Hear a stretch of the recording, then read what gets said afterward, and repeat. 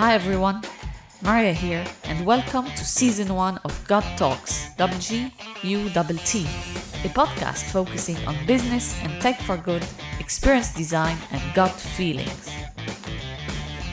So you have good stories. Do you have a story where, it didn't work out really well that taught you something not to repeat or something to change in your process?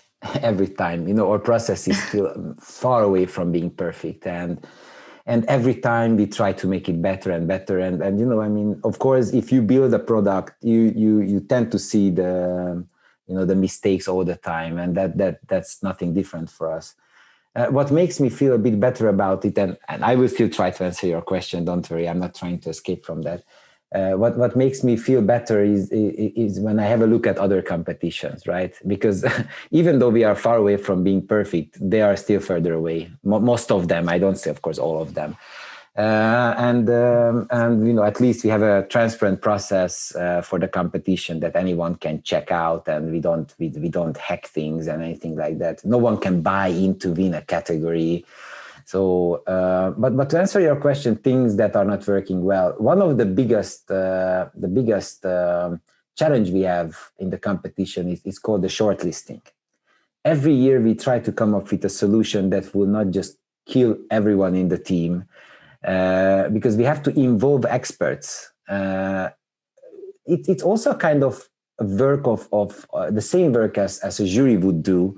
But when a jury member joins the process, it's already a kind of filtered audience, a filtered, curated list of companies they have to rate.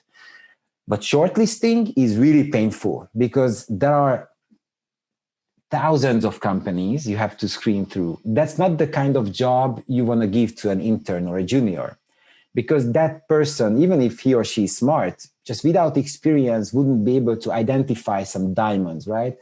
But at the same time, you also cannot give it to a senior person who is really busy, because it's just a lot of works.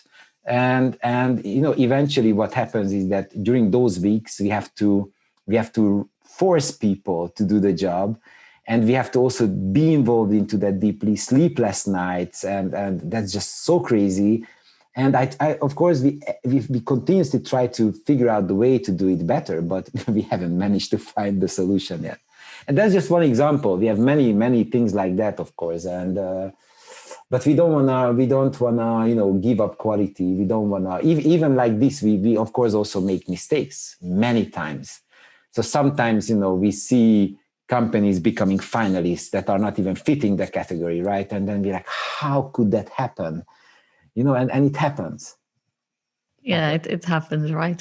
It's a tough one because if you do it manually, it's really time consuming. And not only that, it's so much you can do, especially if you have lots of applicants. So it's lots of data. But if you want to automate it and, you have kind of data that you need to put into a system, to have, powered by AI, whatever the way it's going to be done.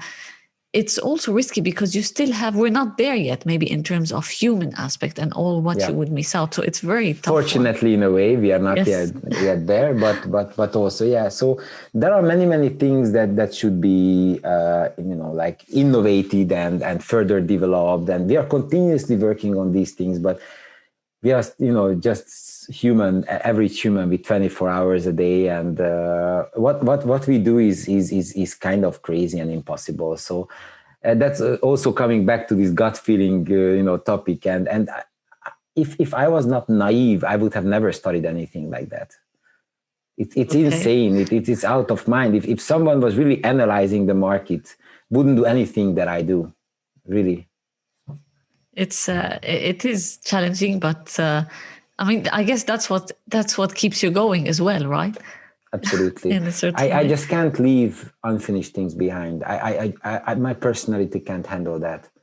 So if you look at anything I have ever done, I never ever stopped anything. It of course, for example, taking this example of this coffee that we had, we didn't just stop it, we sold it.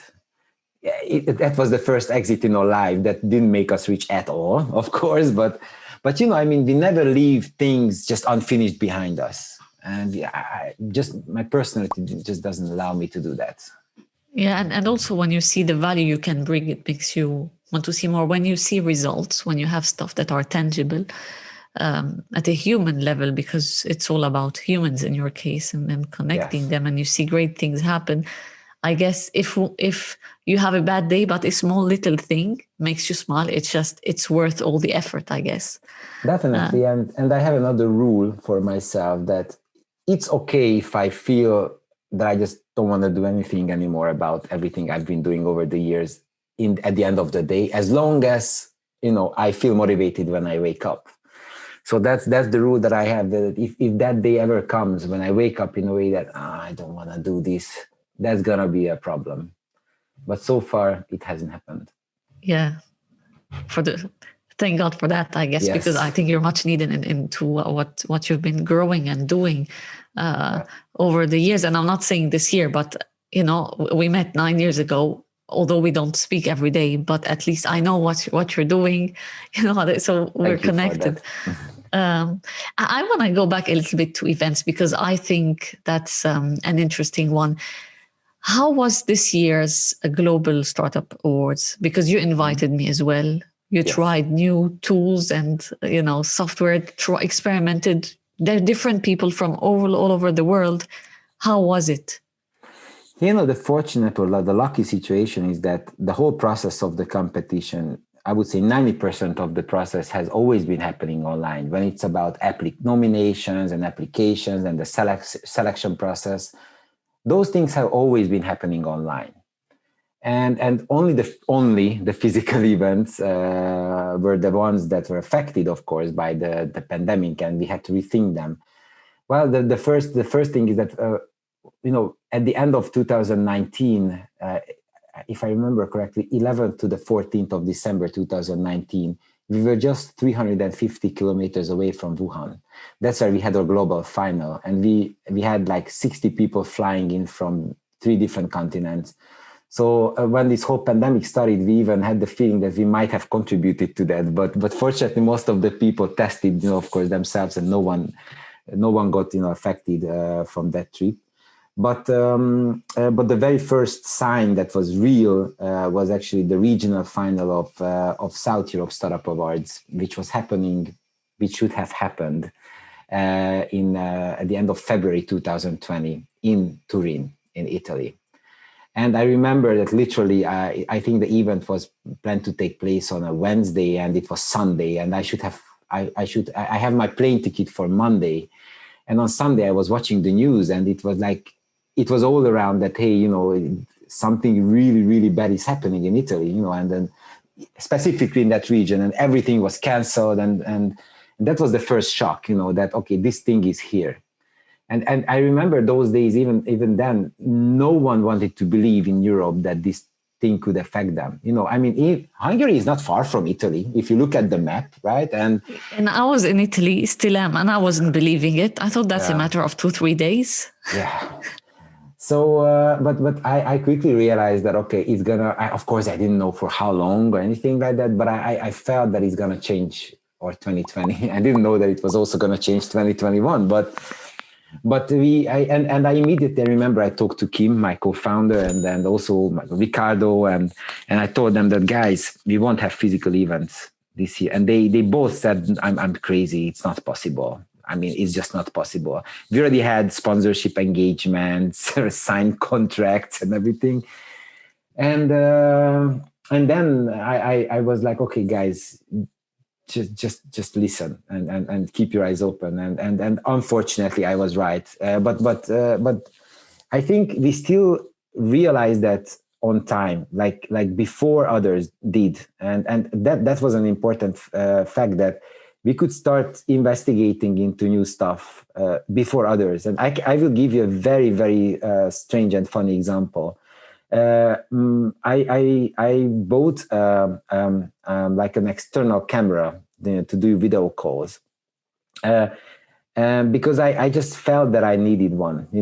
I had this impression that I would need a good camera. And back then, this Logitech, something that I bought, costed me not too much.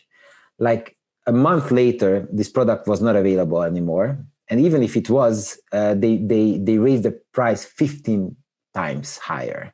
15 times higher. So, realizing things on time was really important back then, because these producers were just not ready to produce as many things, for the market.